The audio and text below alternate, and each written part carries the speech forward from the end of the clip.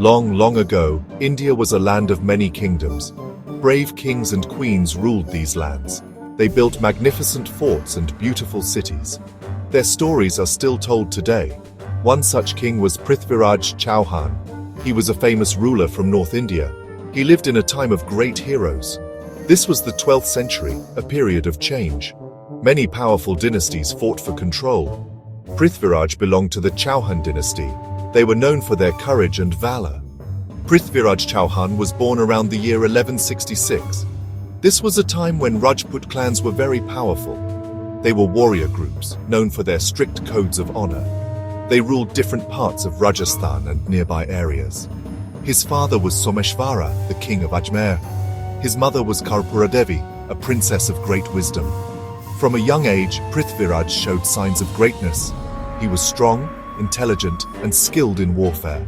His birth brought joy to his kingdom. People hoped he would be a mighty ruler. The world in the 12th century was very different. Prithviraj Chauhan came from a very respected family. His dynasty was ancient and powerful. The Chauhans believed they were born from a sacred fire. This fire was on Mount Abu, a holy place. This story gave them a special status. They were called Agnivanshi, meaning born of the fire. This legend filled them with pride and a sense of duty. They saw themselves as protectors of their land and traditions. Their lineage was a source of great strength. They had ruled for many generations. His father, King Someshvara, was a capable ruler. He maintained peace in the kingdom of Ajmer. He also expanded its territories through wise policies. His mother, Karpuradevi, was a Kalachuri princess. She was known for her intelligence and political skill. After King Someshvara's early death, she played a crucial role. She acted as regent for the young Prithviraj. She guided him and managed the kingdom. This helped Prithviraj prepare for his future role. He learned a lot from her wisdom. The Chauhan kingdom was not just Ajmer. It included lands stretching across present-day Rajasthan and Haryana. Sometimes it even reached parts of Delhi and Punjab. This was a significant territory in North India. It was fertile land, good for farming. It also had important trade routes passing through it. Controlling these routes meant wealth and power. Prithviraj inherited this strong kingdom. He was expected to protect it and make it even stronger. This was a heavy responsibility for a young king. The legacy of his ancestors was very important. Kings like Vigraharaja IV, his great-uncle, were famous. Vigraharaja IV was a great warrior and also a poet. He had expanded the Chauhan power significantly. He even captured Delhi from the Tomara Rajputs. These stories of bravery and achievement inspired Prithviraj. He knew he had big shoes to fill. He wanted to be as great as his forefathers. He aimed to bring more glory to the Chauhan name. Prithviraj Chauhan became king at a very young age. He was only about 11 years old when his father died. This happened around the year 1177. Imagine being a king at such a tender age. It was a huge responsibility for a young boy. But Prithviraj was not alone in this task. His mother, Karpuradevi, was a wise and capable woman. She became his regent, helping him rule. She guided him through the early years of his reign. She made important decisions with the help of loyal ministers. During his minority, his mother managed the kingdom effectively. She protected it from enemies and internal troubles. She ensured that the administration ran smoothly. This period was crucial for Prithviraj's training. He learned about governance firsthand. He observed how decisions were made. He understood the challenges of ruling a kingdom. This practical education was invaluable. It prepared him for the day he would rule independently. He learned to listen to good advice. As Prithviraj grew older, he started taking more control.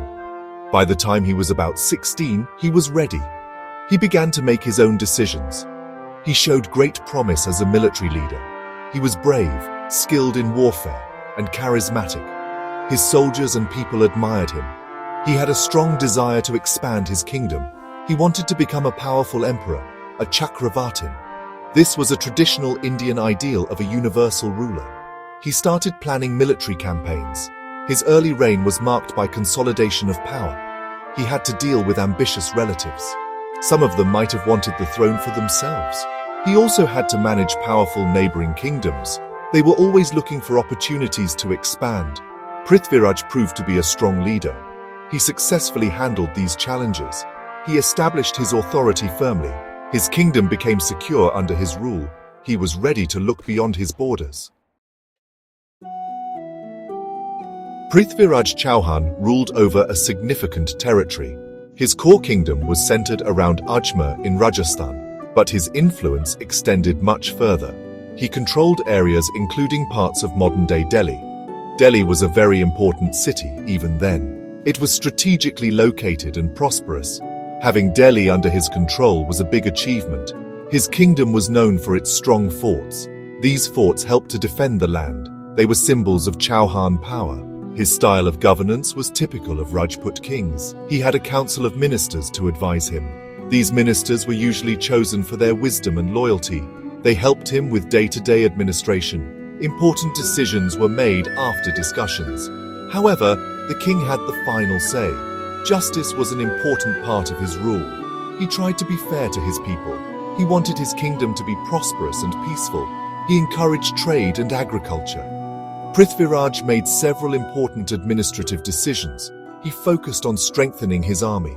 A strong army was essential for defense and expansion. He recruited brave soldiers and trained them well. He also paid attention to the welfare of his subjects. He built temples and supported learned men. This was a common practice for Indian kings. It showed their piety and concern for culture. He maintained the roads and ensured safety for travelers. This helped trade to flourish within his lands. The capital city Ajmer was the heart of his kingdom. It was a well-fortified city. It had palaces, temples, and markets.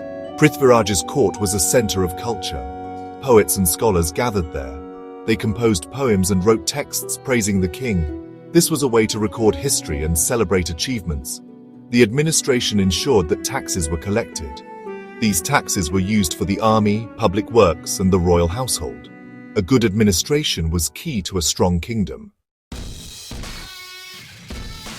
Section 5. The King's Reach, Expanding His Influence. Prithviraj Chauhan was an ambitious king. He was not content with just ruling his inherited kingdom. He wanted to expand his influence and territory. This was a common goal for powerful rulers of that time. He engaged in several military campaigns against neighboring kingdoms.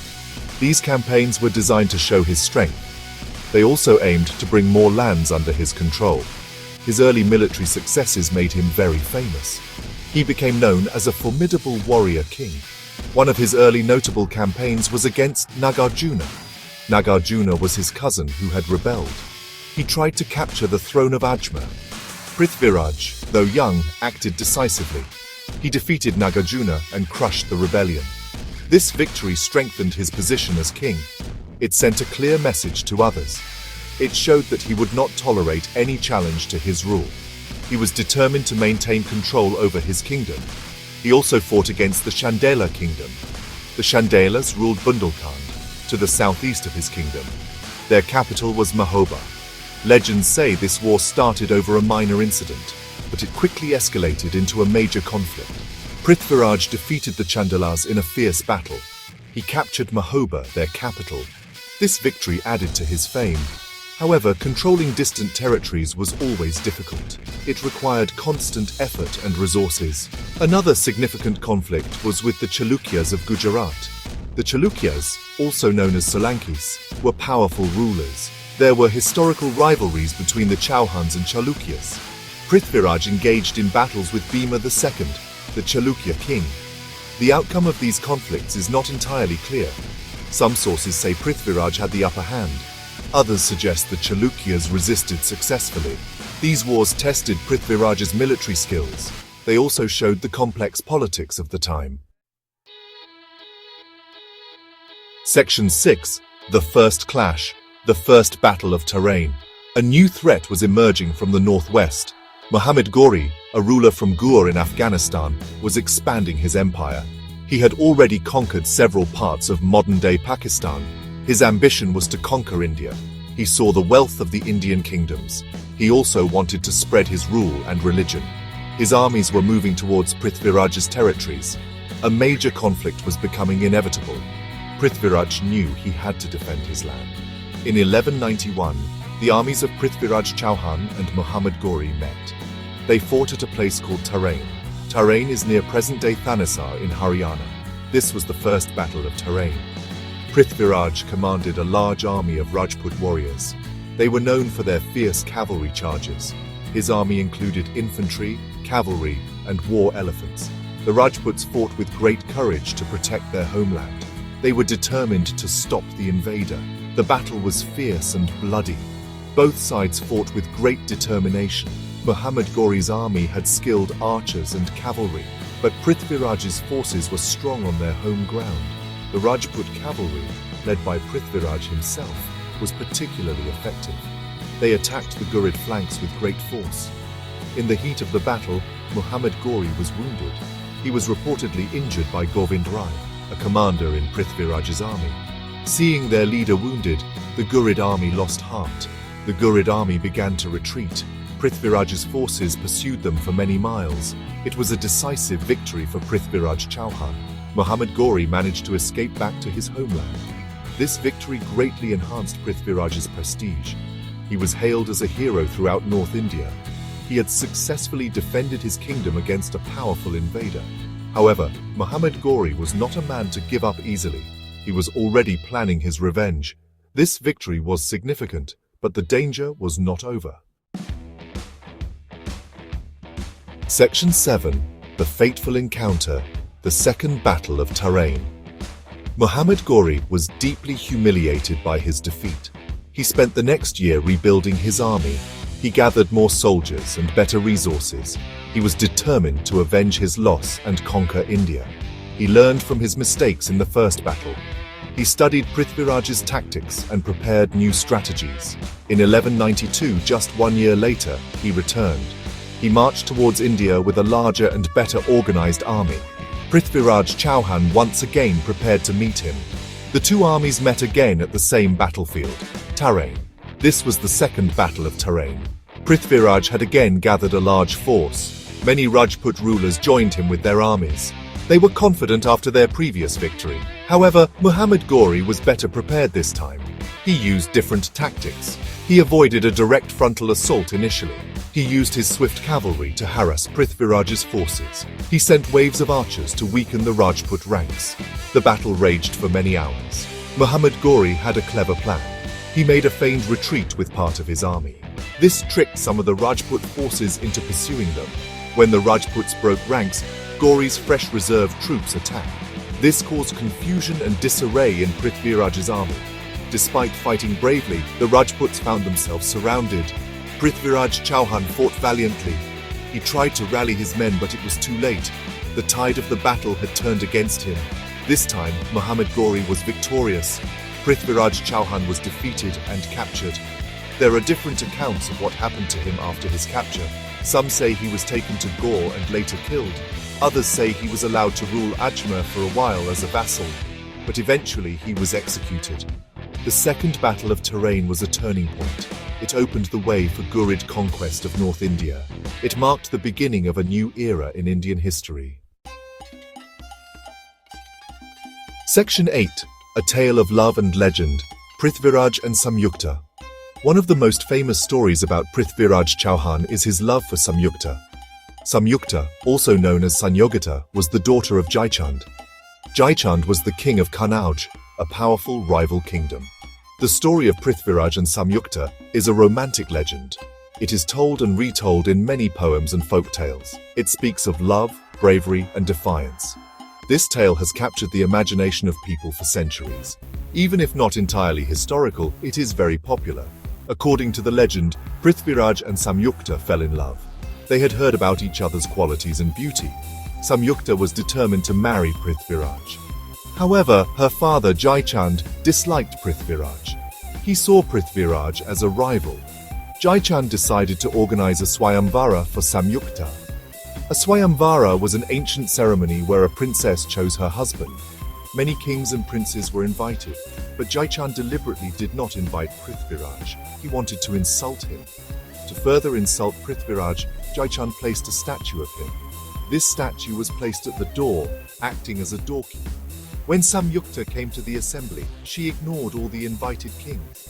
She walked past them and reached the door.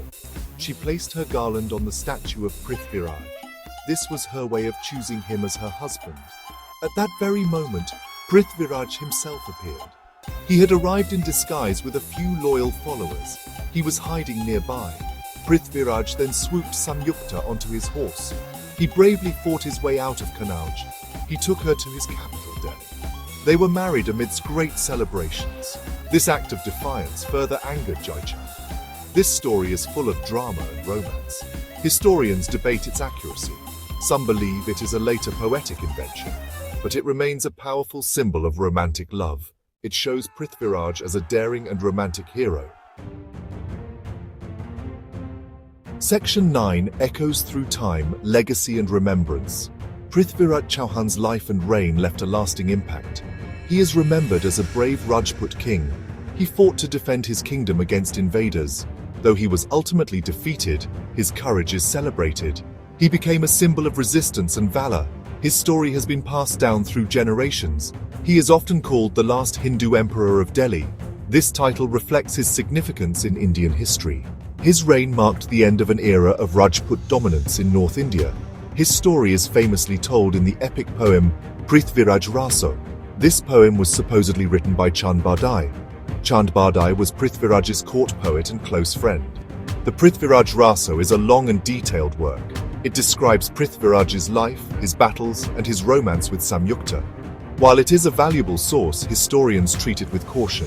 It mixes historical facts with legends and poetic exaggerations. It was likely expanded over many centuries. Prithviraj Chauhan's legacy extends beyond historical texts. He is a popular figure in folklore, theatre, and literature.